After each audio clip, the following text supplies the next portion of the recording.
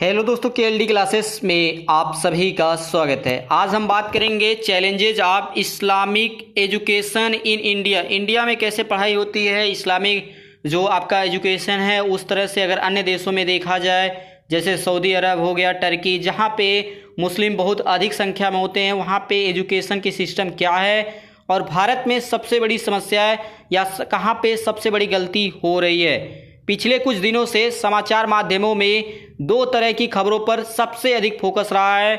जैसे पहला है आपका जो कोरोना वायरस फैला है, ये सभी हर न्यूज़ चैनल पे, हर न्यूज़पेपर में दिखाया जा रहा है।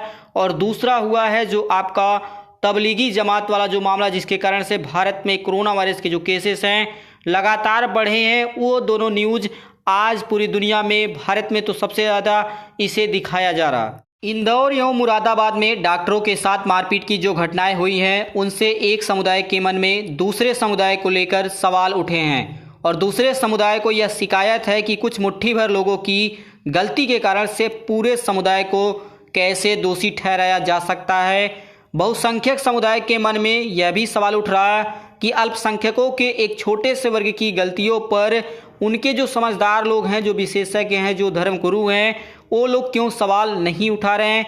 जबकि आप सभी को पता है कि सऊदी अरब में जैसे इस्लामिक जो भी देश है, वहाँ पे सभी मस्जिदें बंद कर दी गई हैं। तो भारत में कुछ जगहों पर जुमे की जो नमाज होती है, मस्जिद में पढ़ने की जिद क्यों लगा रखे हैं लोग। आखिर संपूर्ण देशवासियों के हित में जारी निर्देश कुछ लोगों को नागवार क्यों गुजर रहा, ऐसे प्रश्न उठना ही चाहिए और इन सवालों से मुंह नहीं छिपाया जा सकता है। जो मुस्लिम धर्मगुरु है, जिस इस्लाम के नाम पर मुट्ठी भर लोग गलत बर्ताव कर रहे हैं और इनकी छोटी सी गलती के कारण पूरे समुदाय पर उंगली उठाने का मौका दे रहे हैं, उस कुरान शरीफ एवं उसकी व्याख्या हदीस में वही निर्देश दिया गया है जो इन दिनों केंद्र सरकार व राज्य सरकार देश भर में दे रही है कि लॉकडाउन का पालन करना है, हमें अधिक से अधिक लोगों को एक साथ इकट्ठा नहीं होना है, जो भी हमें जैसे नमाज अदा करना है तो हम अपने घर में कर सकते हैं। तो यही सब बातें कुरान शरीफ और जो हदीस है उसका जो व्याख्या किया गया है उसमें भी वही लिखा गया है। कुरान में साफ शब्दों में लिखा गया है कि जिस मुल्क में रहते हो उस देश के हुक्मरानों की बात मानो। फिर भी कुछ लोग इसका विरोध करना अपनी शान समझते हैं। इसका कारण हमें समझना होगा, हमें उस गहराई में जाना होगा। अब हम यहाँ से बात करेंगे कि challenges of Islamic education in India और अन्य देशों में क्या व्यवस्था की गई है। किसी भी मजहब में दी गई बुनियादी शिक्षा को यदि उसके वास्तविक रूप से देखा जाए तो शायद किसी विवाद की गुंजाइश नहीं रहेगी। कुरान और हदीस की मान्यताओं को दुनिया तक ठीक ठीक पहुंचाने के लिए भारत में दारुल उलूम देवबंद एवं अहले सुन्नात वल जमात, जिसे हम बरेलवी समुदाय भी कह सकते हैं, जैसे आंदोलनों की शुरुआत हुई थी। यह वह समय था जब 1857 की क्रांति को अंग्रेजों के द्वारा कुचले जाने के बाद राजे रजवाड़ों के हौसले खत्म हो गए थे। देश में उस समय न तो हिंदू संगठित थे और न ही मुसलमान। 1857 के पहले राजे रजवाड़ों और नवाबों बादशाहों की छोटी छोटी रियासतों ने अपने समुदाय को संगठित और शिक्षित करने की जरूरत ही महसूस नहीं की। लेकिन इस क्रांति के बाद हाजी आबिद हुसैन एवं मौलाना कासिम ने 30 मई 1866 को दारुल उलूम देवबंद की आधारशिला रखी। यूं तो दारुल उलूम की स्थापना इस्लामिक शिक्षा एवं संस्कृति को सहेजने संवारने के लिए हुई थी, लेकिन इसने स्वतंत्रता आंदोलन में भी अहम भूमिका निभाई। दारुल उलूम देवबंद के संरक्षक एवं अध्यापक मौलाना महमूद अल हसन के प्रमुख शिष्य मौलाना उबैदुल्ला सिद्दी ने 1914 में अफगानिस्तान जाकर अंग्रेजों के खिलाफ अभियान चलाया और वहां पर भारत की पहली स्वतंत्र सरकार स्थापित की। इस सरकार का राष्ट्रपति राजा महेंद्र प्रताप को बनाया गया। साफ है कि भारत में मोहम्मद अली जिन्ना के आने से पहले यहाँ के हिंदुओं और मुसलमानों को साथ लेकर चलने का प्रयास देवबंदी और बरेलवी जैसी संस्थाएं करती रहीं। दारुल उलूम देवबंद, अहले सुन्नत वल जमात और जामिया मिलिया इस्लामिया विश्वविद्यालय, अलीगढ़ मुस्लिम विश्वविद्यालय, हमदर्द यूनिवर्सिटी जैसे संस्थानों से बड़ी संख्या में इस्लामिक विद्वान निकले और देश विदेश में इस्लामिक शिक्षा का काम शुरू किया। चूँकि कुरान सऊदी अरब में लिखा गया था, इसलिए इसकी भाषा अरबी है। उसकी जुबान और लिपि में इसलिए बदलाव नहीं किया गया क्योंकि अनुवाद करने पर कुछ न कुछ परिवर्तन आ ही जाता है। इसलिए जब कुरान शरीफ को पढ़ा जाता है तो उसे अरबी में ही पढ़ा जाता है। कुरान और हदीस अगर समझनी है तो अरबी या उर्दू आना जरूरी है। इन संस्थानों में उर्दू और अरबी की शिक्षा से ही पाठ्यक्रम की शुरुआत होती है।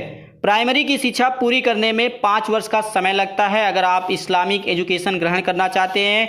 इसके बाद अगला जो 8 वर्ष का समय होता है, जैसे 5 साल प्राइमरी हो गया, इसके बाद अगला 8 वर्ष आलिम बनने में लगते हैं। जो कुरान शरीफ को उसकी व्याख्या के साथ समझा सकता हो उसे आलिम कहते हैं, और जो कुरान का बिल्कुल सटीक पाठ कर सके उसे कारी कहते हैं। तो ये सब चीज़ें अगर आप इस तरह से थोड़ा बहुत जानते होंगे तो आपको समझ में आ रहा होगा।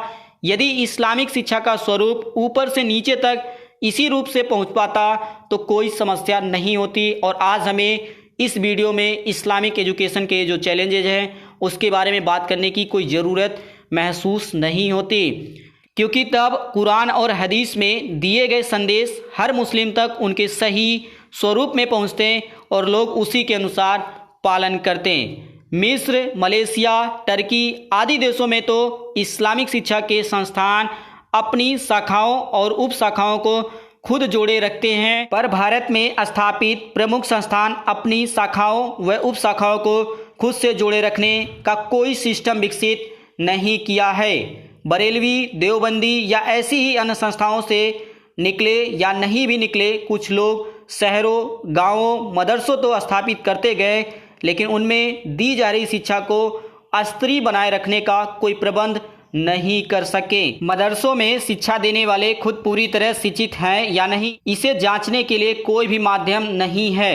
देश का मुसलमान अपनी मजहबी किताबों को पढ़ना, समझना और उन पर अमल करना ही अपना कर्तव्य समझता है, पर इसके लिए उसे मदरसों के शिक्षित, अर्धशिक्षित मौलानाओं, मौलवियों पर ही निर्भर रहना पड़ता है, और जिसके बारे में कोई इन्फॉर्मेशन नहीं रहती है कि वो पूरी तरह से शिक्षित हैं या नहीं, उनको पूरी जानकारी है या नहीं।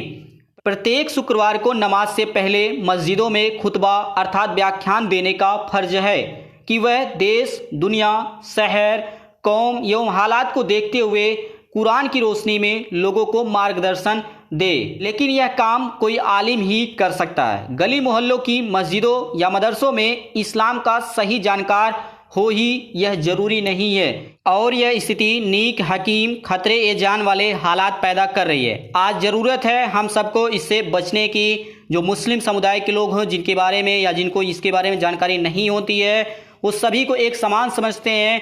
उन्हें आज सचेत होने की ज़रूरत है कि कौन जानकार है, कौन जानकार नहीं है, क्योंकि अगर गलत आपको इन्फॉर्मेशन दी जाएगी तो आपको तो समस्या होगी ही, उसके माध्यम से अगर आप किसी को देते हैं अपने इन्फॉर्मेशन, उसको भी समस्याएं होंगी। और लोगों तक सही जानकारी पहुंचाने की आज ज़रूरत है। सभी धर्मों में ऐसा ही है। जो धर्म की जो पुस्तक है वो कोई भी गलत नहीं है, कोई भी धर्म बुरा नहीं है, लेकिन जो उसको प्रसारित करने वाले हैं अगर वो सही नहीं रहे तो सभी धर्म, चाहे वो हिंदू हो, मुस्लिम हो, सभी धर्म को कहीं ना कहीं समस्याएं पैदा हो ही जाती हैं आगे बढ़ाने के लिए। इसी प्रकार से बने रहिए। जैसे कोई इन्फॉर्मेशन आएगी मैं आप सभी को ज़रूर सूचित करूंगा।